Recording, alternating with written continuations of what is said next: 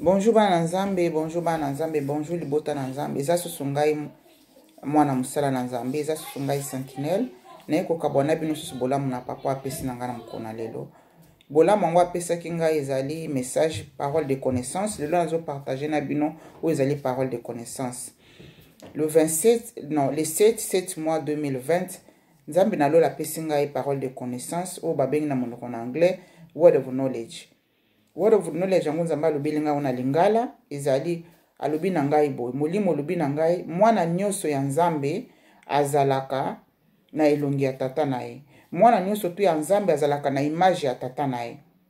Oyo message nzambe apesaki ngai. Après na bandi ko poser ba question comme d'habitude na ye kozwa réponse que non. Na bandi ko mituna image ndeni moto akoza na image ya nzambe image. Siko na ye ko ke na kati na Bible na bandi ko luka na ye ko mona ngo na Genesis. Où ils allaient na Genèse, bolimbisanga na Genèse verset 1 26 à 27. Na kolingana tanga yango na kombo na Yesu Kristo Masia. Tikete na bondela nanu pona sala ki video mususu liboso oyo, liboso ya video oyo na bondela nzambe pona deuxième vidéo. Nzambe lolo papa na ye ko partager na bana no bolamu na yo. Nzambe papa merci na ozali ko sala biso grâce ko lakisa biso mabomba mito yebaki te. Nzambe na lola papa zala na kata musana ali ko sala. Papa zala na bato pe bakotala yango. Nzambe molimo na Saint Esprit eza na kata na biso yo lo bangana lo bate Seigneur. Na tondi o nzambe tata nzambe molimo santo nzambe mwana na kombo leke ba kombo noso ya Yesu Kristo Masia de Nazareth in Jesus mighty name amen. E na kotanga na kombo na Yesu Kristo Masia bolimbisa ngai pona bato na bamona batala ba video na ngai te kombo na ngai ezali Saint Maria nazali mwana musala na tata naza sentinelle nazo sala musala na kati na etongo na kati na bilanga na papa so botala video pona mbali boso na pesi bino mbote na kombo na Yesu Masia boye malamu na kati na musala na liko sala enzambe na lola mona bino papa mbola bino toyo kam oni ni muslim musanta koloba na biso lelo. Tokotanga na Genesis 26 chapitre Genesis chapitre 1 verset 26 à 27 na kombo na Yesu Masia. Puis Dieu dit: faisons l'homme à notre image selon notre ressemblance et qu'il domine sur le poisson de la mer, sur les oiseaux du ciel, sur le bétail, sur toute la terre et sur tous les reptiles qui rampent sur la terre. Verset 27. Dieu créa l'homme à son image. Et Dieu créa l'homme à son image. Il le créa à l'image de Dieu. Il créa l'homme et la femme. Donc ngana ndeko mwasi ngana ndeko mobali nzamba kelibiso na image na ye.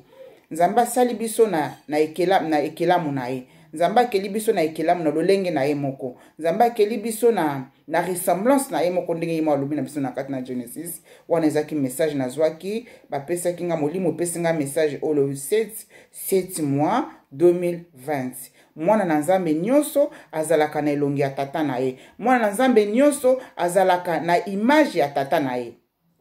Après ça lobi le 12.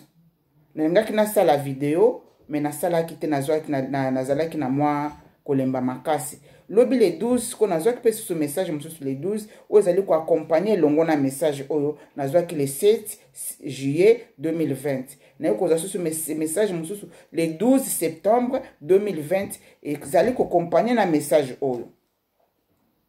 Message yango ezali nini? Message na zwaki lobi le 12 na yo ki voix mungongo ezali ko loba na ngai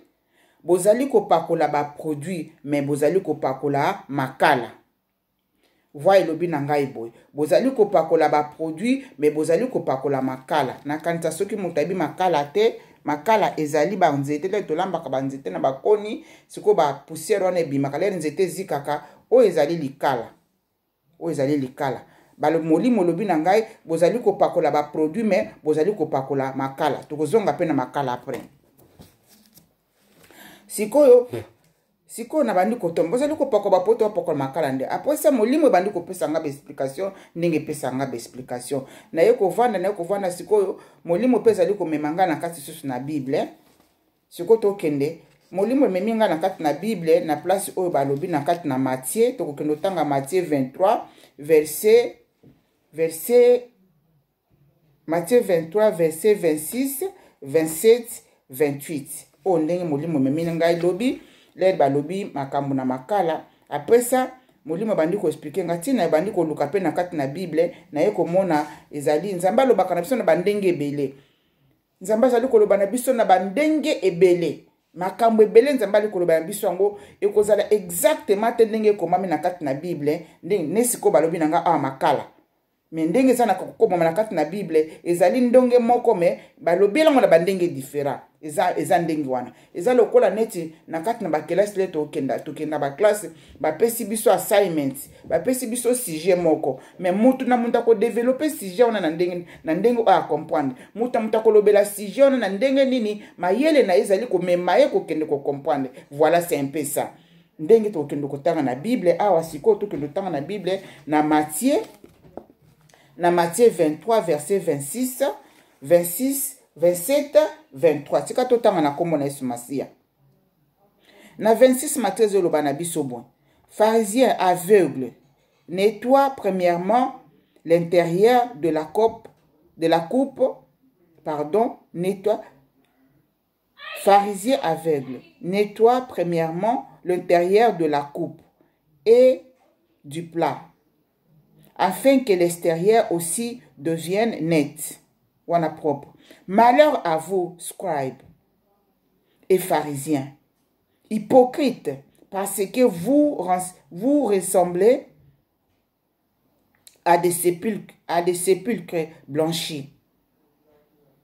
qui paraissent beaux au dehors et qui, au dedans, sont pleins d'ossements, de mort et de toute espèce impureté. Vous de même, au dehors, vous paraissez juste aux hommes, mais au dedans, vous êtes plein d'hypocrisie et d'iniquité. Voilà. Bandeko bino moko pe bozo ba Bible na bino bomeka kotanga to ba ko comprendre message o nzamba pesi ngai message o ebandi na kati na molimo nzamba pesi ngango ler na lalaki mwana nyoso tout le 7 juillet 2020 mwana nyoso tu ya nzambe fai bako azalaka na elongi ya nzambe mwana nyoso tu ya nzambe azalaka na image ya nzambe elobi le 12 ba ekoloba na ngali lisusu nini message o ya Matthieu 26 Matthieu 23 chapitre 23 verset 26, 27, 28 et accompagné na message au Nzamba Pesinga Lobi le 9 mois de 12 septembre 2020 et accompagné na Matea Oyo. Voilà yo ki voit Lobi na ngai. Bozali ko pakola ba produit mais bozali ko pakola makala. Bande ko na ye apote na beti sabino libako. Bolimbisanga na lika ko sala mosala. Eza pona bolamu na bine popo na bolamu na ngai. Ndeko mubali ndeko mwasi na ye awa te po bobeta libako na liko sala kaka musala papa tindi ngai eza lokola lengi nzamba tinda ki Jonas na nini va ke ndoko prêcher liloba ko yebisa bango vérité nzamba loba ke bango sa bango vérité Jonas aloba bato wana bazamu tu makasi bato wana bakolinga koyoka maloba ote po ezali maloba ya makasi eza lokola ngai lelo nzamba tininga liboso na bino na koyebisa bino vérité oyo bokolinga yango te ezali maloba moko apasi mais molimo santo asosolisa bino molimo santo alakisa bino grandeur ya message oyo molimo santo avandisa bino na kimia po te bo comprendre message ya liboso mwana nyonso tu ya nzambe azalaka na elongi ya tata na ye to azalaka na image ya tata na ye wana ezali L'air nzamba créaki biso message wane compagnie na verset ya Genesis 1 26 tina 27 message nyonso to ezotambola place moko lelo oyo nga tozali kokota nazali kokota siko na kati na message le molimo bandi ko expliquer ngai lelo oyo ngana yo mwana na nzambe to perdre identité oyo nzamba akelaki biso to perdre image oyo nzambe akelaki biso na yango tozwi image ya mokili tolati nzamba alingi komona ngana yo tozala na image na ye nzamba alingi komona ngana yo tozala na image ndenge akela biso ndenge nzambe akela biso ezali lere tobotamaka wana image oyo fale biso ngana yo tokontinue na image wana ti mokolo tokokufa. Lere tobotamaka wana ezali image oyo nzambe apesaka mutu na mutu. Na image wana nzambe apesaka bato mosusu na ndenge nini. Lere tobotamaka bato mosusu babotamaka mwindu, bato mosusu babotamaka pembe, bato mosusu bazali kobotama chokola, mutu na mutu abotamaka na couleur na ye. Wana ezali image oyo nzambe akelaki ngana yo tozala nango ti mokolo yako ya kozwa biso. Il faut ngana yo to continuer na même image wana ti mokolo Yesu akoya kozwa biso. Mais ngana yo tolongoli image wana, ngana yo to changer image wana, ngana yo tolongoli nzambe alobi a créer biso na ressemblance na ye, to représenter awa ngana mokili, to représenter ye awa na mokili bolimbisa ngai. Nzambe alingi atozala kaka na ndenge oyo akelaki biso. Akela ba misusu milai, akela ba misusu mikuse, akela ba misusu minene, akela bato misusu ndenge na ndenge, akela bato misusu tolo minene, bato misusu na sima bango pla, na ba misusu na sima pla minene, na sima bazali na nzoto ya minene akofungwama, ba misusu bazali na ngote. Nzambe akeli mutu na mutu na lolenge na ye. Nyoso tu mutu na mutu ndenge nzambe akelai na style wana ezali ozali ko représenter image oyo nzambe akelao na yango. Ozali ko représenter ndenge nzambe azali. Soki yo moni ngai ngabe na moni yo nazali komona ndenge nzambe akeli yo. Yo po ali komona nazali ko représenter image na nzambe. Yo pe lokola ndeko ali kotala ngai ndenge nzambe asala yo ozali ko représenter image na nzambe. Pourquoi ngana yo tozali kotuka ma message ekotwana na yo kobetisa yo libakute ndeko na ngai na yo kobetisa yo libakute mwana na nzambe ngana yo tozali kotuka nzambe. Pourquoi ngana yo tozali kotuka nzambe? Quelque part Bible le bina biso la nature ne vous enseigne pas. Boni omona nzete ya mbila elongo nzete ya mbila elobi te mutu akelaki ngai nazala bona longola esalama te. Boni moni ndunde elongo ndunde komi mbisi. Boni moni mbisi alongoli couleur na ya zalaka nango akomi na couleur ya nyama. Izalaka te. Bo permettre ngai nazali kosala kaka oyo molimo ali koloba na ngai. Nazali kosala oyo molimo ndenge elakisi ngai na sala. Nakanisa bokotala na ba video na ngai mingi na sala ka oyo molimo ali ko lelo kopesa ngai explication ko bisanga na sala yango na liko sala oyo molimo ezali koloba na ngai na sala. Lelo oyo ngana yo mbala na nzambe tozali tokomi ko critiquer mokili na biso. Tobandi ko corriger nzambe. Yo zali na lipoto corriger nzambe. Bozali ko pakola ba produit mo bali ko pakola makala. Nzambe kelaki ngana yo tozali mwindu. Lelo oyo tozali ko sukola libanda. Menakati na biso etondi na basalite. Nazali ko sala o nzambe alobi na ngana sala. Na kolongola foulard na ngai. O ezali ngai. O ezali image nzambe sala ngai. O ezali suki na ngai naturel. O ezali image nzambe sala ngai. O pe image nzambe sala yo. Lelo o tolongoli tobandi kolongola oyo nzamba tiaki kati na biso tobandi kozwa mokili to bambi biso na yo bana na basi biso ba mama biso ba sere tozali kokenda kati na l'église tolongoli ko utiliser ba suki oyo nzamba tinda ki biso tozali kozwa biloko na mokili tozali kotia nzamba zali ko concerner pour na santé na yo nzamba zali ko concerner pour na beauté na yo oyo beauté naturelle absala yo nzamba zali ko concerner pour na biloko oyo tia ata na nzoto na yo lelo batu na mokili bandi ko corriger nzambi to kamati produit to tie poto longola non munzamba kelaki biso mwindi tolingi mwindu te totie produit na nzoto tolongoli bakiki na biso totie bakiki ya mokili bato bazali kotia ba tatouage awa ezali ko sepelisa nzambe te tozali kotuka nzambe église de Dieu tozali kotuka mokeli na biso nzamba zali ko sepela ta mokete alobi bozali ko pakola ba produit bozali ko pakola ba produit na libanda mais na kati na bino tondi na ba salité bokendo kotana na kati Matthieu 23 26 27 28 nzamba bengi biso ba hypocrite totika kozala ba hypocrite zala ni lolenge ndenge nzamba akelayo zala ndenge nzamba asala yo yo na ngai kotambola na nzambe za facilité kotambola na nzambe zali facilité tolongoli identité ya nzambe tolongoli image ya nzambe tozwi image ya mokili tolati na kozwa papier hygiénique awa na yaki nango o ezali ngai bozali komona o ezali papier hygiénique papier o ezali pembe nakopakola na elongi na ngai na tie eloko moko te na elongi na ngai nakopakola na elongi na ngai po te bomona malamu kaka mafuta na pakolaki papier yango nakanisa bomoni papier yango papier yango oyo ezali ngai nakopakola lisusu bomona malamu oyo ezali ngai napakoli eloko moko te na elongi na ngai nzambe alingi tozala na image na ye lere tobotamaka bongo tobotamaka na make-up te tobotamaka na produit na nzoto te tobotamaka na biloko tozali kopakola baproduit me tozali kopakola makala nzambe alobi tozali kosukola libanda na biso me na kati na biso ezali molili na kati na biso eza na makala nazali kosala oyo nzambe alakisi nga nasala nalakisa bino ndenge nzambe amonaka bilongi na biso nalakisa bino ndenge nzambe amonaka mitema na biso tozali kopakola produit libanda tokomi pembe yo nani mpo korige nzambe lero ozali kopakola produit ozali kokorige nzambe lero ozali kotia manzaka ya koplante ozali kokorige nzambe lero tozali kokanga basuki tozali kokorige nzambe nzambe azali concerné pour na basante na biso nzambe azali concerné pour na kati na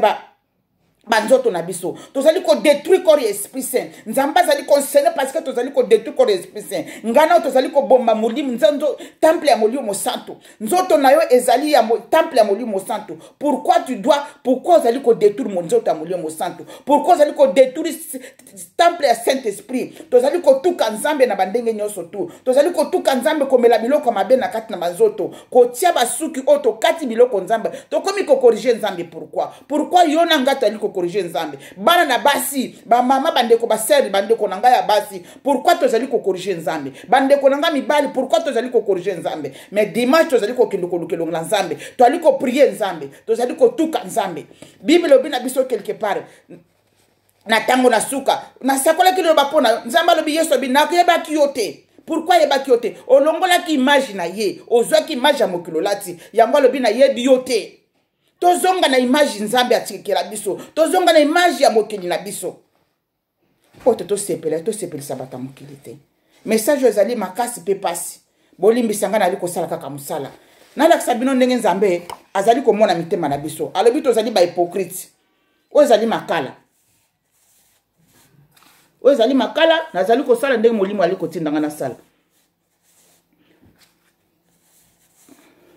oyo ndenge nzambe azali komona mitema na biso oyo ndenge nzambe azali komona biso tozali mwindo tozali ba hypocrite topakoli produit libanda po totela topakoli babiloko oyo tozali koambelire tobombi identité na biso réel oyo nzambe asala biso tobombi image oyo nzambe asala na biso tozwi baproduit na libanda oyo tozali komona tozali kongenga kitoko mais nzambe amonaka yo motema na yo boye nzambe amonaka motema na ngai mwindu boye nzambe amonaka libanda na biso bosoto lokola makala alobi bozali kopakola baproduit mais bozali kopakola makala nzambe amonaka biso bo ezali makala na nikaki nazosala musala oyo ezali makala molimo elobi na ngai nasalaka oyo molimo etindaka ngai nasala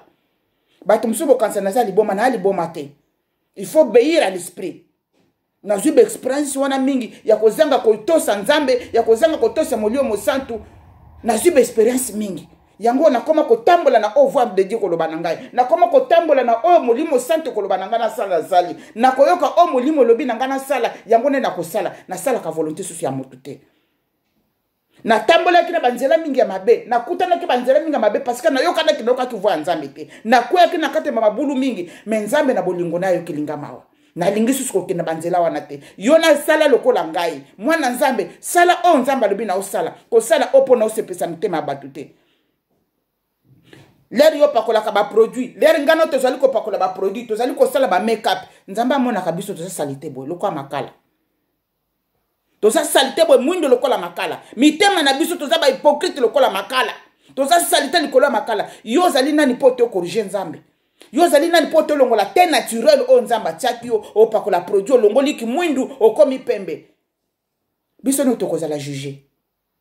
bokanisa te po parce que nzambe alimbisaka masumu nyonso tu ye bosala n'importe quoi bozali ko détruire temple ya molimo mosantu nzoto na yo nzoto na ngai ezali temple ya saint esprit nzambe aza na esengo na yango te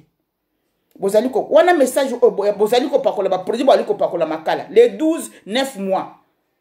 le 12 septembre 2020 nzambe azali komona mitema na biso boye nzambe azali komona bilongi na biso mwindu bo mabebo yozo kantolati produit kitoko bolimbisanga nazosala musala liboso na nzambe ezali boye makala mwindu oyo eza makala na niki lere molimo tindanga nasala biloko oyo ezali couleur na nga moko couleur na ngai moko zela nazwa papier awa na pakoli eloko moko te oyo ezali kote oyo na likolo oyo couleur na ngai moko nde nanikaki bino liboso couleur na ngai yango na pakoli eloko moko te oyo ezali ngai nzambe alobi tozala na identité na ye nzambe alobi tozala na image oyo akelaki biso tozwa image ya mokili tolata te tozwa bamaske ya mokili tolata te toali kolata bamaske ya mokili kobomba bavrai identité na biso na boyi te tozali kokola baage ezali kokende na baproduit bopakoli oyo ngana oyo topakoli tobebisi babeauté naturelle nzambe atiaki biso nzambe alobi tozonga na image na ye alobi mwana na ye nyonso tufa azali na image na ye mwana na ye nyonso tufa représente beauté na ye mwana na tufa représente elongi na ye yo koma koreprésente elongi ya mokili ngai nakoma koreprésente elongi ya mokili nazwi basuki oyo ya baplastique na bakisi nazwi mokili na tie nazwi basourcil na kati nazwi batatouage na tie eza soki koreprésente elongi na nzambe te wana ozokomi kokorige mokeli na yo tokomi kokorige mokeli totika yango basuki na biso tozongisa basuki na biso naturel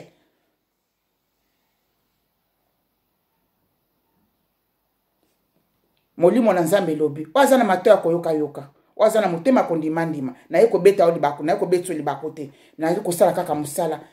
ezali na bato mingi bana nzambe bazali kozwa message bazali kobanga kopartage yango na bino parce que bato bakokima na kati na l'église na ye apona sunga amo moko na ye apona sunga esprit moko ekufaki esprit moko ebungaki na nzela ezonga na nzela amo moko beso moko oyo ebungaki ezonga na nzela pamba te lolo esala fete biloko mokili ekotikala tokokende na make-up te tokokende na bameshe na baplate totiaka te tokokende na bakabelo te tokokende na baproduit te tokokende ndenge tobimaki na kati na mama na biso nzambe alingi tozonga na vraie identité ndenge babotaka biso couleur oyo botamaki nango couleur oyo baparano babotamaki nango nzambe alingi okarion nango ozala nango timu kona suka tobakisa te le tozali kobakisa tozali kokorige nzambe le tozali kobakisa tozali kotuka nzambe tozali koprovoke nzambe kanda na nzambe kokitela biso nasalaki video mosusu na kanisa mois passé nzambe alingi abi alingi bouger mokili jugement mokili ezali koya bobanda kotala na banews bokomona makambo nyonso to nzambe alakisaki nga ezali koleka na banews mpe kolekaka toujours na banews nzambe akosheke mokili nzambe akodétruire mokili nzambe akopesa biso bapunition bakofrape biso ezala bapaster basali na nzambe musali na nzambe akomi pembe mutu abandaki na musali azalaki mwindu akomi pembe akomi soki teke ndeni botika kopakola baproduit balobi na nga baproduit botika kopakola baproduit ezali kodétruire nzoto na bino après ça lobi lelo kobela maladi moko nzambe nabeli maladi nzambe maladi baproduit bozali kokotisa na kati na nzoto bamafuta makasi ezali baproduit chimique na kati ezali kokende kodétruire bino lobi bokokoma na bacancer oyo nakomi na cancer mais yo moko ozali auteur ya cancer na yo yo moko ozali auteur ya maladi na yo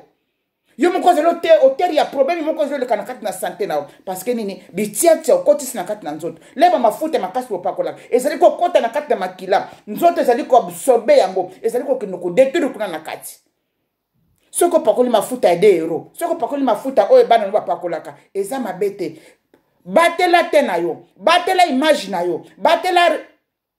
ndenge nzambe akelaki yo o soki mwasi mobali na ngali ngaka ko oza na produit sola na mobali na yo ndeko mobali soki ko pakolaka produit tika botika na zo sala kaka musala eza pona bolamu na yo eza pona bolamu na ngai totika biso nyonso to bato tupakolaka baproduit tozali kotia ba make-up tozali kotia banini banini tozali kobomba identité ya tata na biso tolongoli identité ya tata na biso tozwi mokili tolati nzambe apesi yo bankiki salela bankiki na yo nzambe apesi yo suki na mutu salela suki na yo ya mutu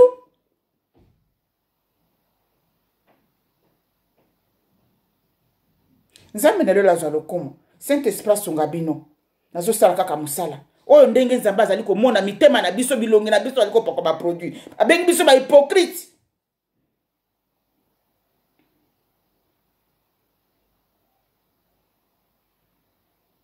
abengi biso ba hypocrite Matthieu 23 26 27 28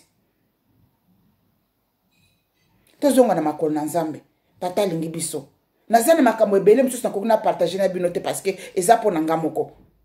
nzambe restauraka santé ya moto nzambe restauraka poso ya nzoto ya moto nzambe abongisaka nyonso alobi na ngai abongisaka nzoto ya mwasi tout comme pa abongisaka nzoto ya mobali nzambe akobongisa nzoto na kati pe na libanda tika to banda kosukola na libanda na kati na biso bible elobi na biso to sukola libanda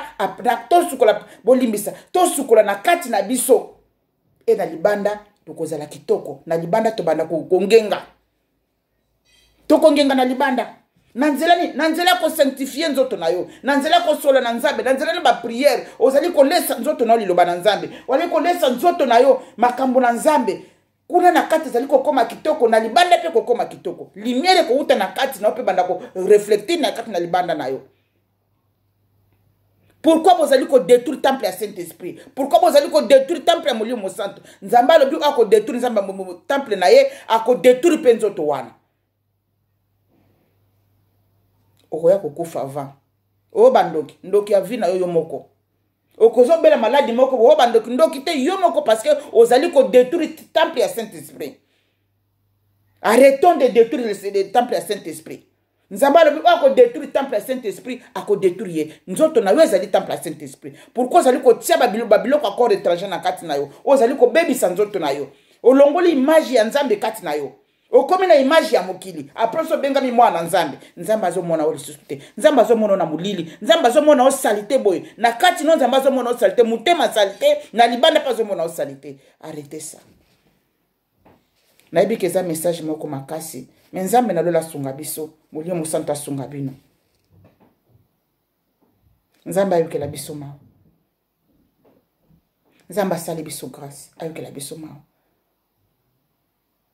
tata nyuso to alingi bana na ye soka moni mwana zali ko sala mabe tata wana kamola kamatoyi tata wana beta ka mwana mbata pota zonsa mwana nzela lelo tata yoko benda ngana yo matoyi lelo tata yoko frapper biso mukie pota zonsa biso na nzela ba o basala ka makambo wana ko pakola ba produit ngana yo to tika yango tozali ko détruire cet corps et Saint-Esprit tozali ko détruire toza ba hypocrite nzamba zali concerné ndongo zali ko détruire nzoto na yo nzamba zali concerné ndongo zali ko détruire vie na yo nzamba zali concerné ndongo zali ko détruire temple ya Saint-Esprit.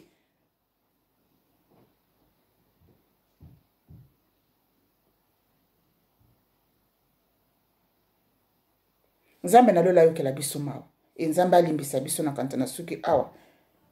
Père de gloire papa na lola yo kela biso mawa limbisa biso merci pona bolamu no kabona biso na mukona lelo tikete molio mo santu yo moko zali mosala nawo sosolisa mwana na moko na moko kotala video oyo nzambe ba oba ko sepela na ba oba ko sepela te Seigneur na sali mosala oyo pesa na ngai na komisi message pa ya peuple na yo na komisi message pa ya bato yo kela na komisi message pa ya libota na yo nzambe na komisi le message pa ya epa ya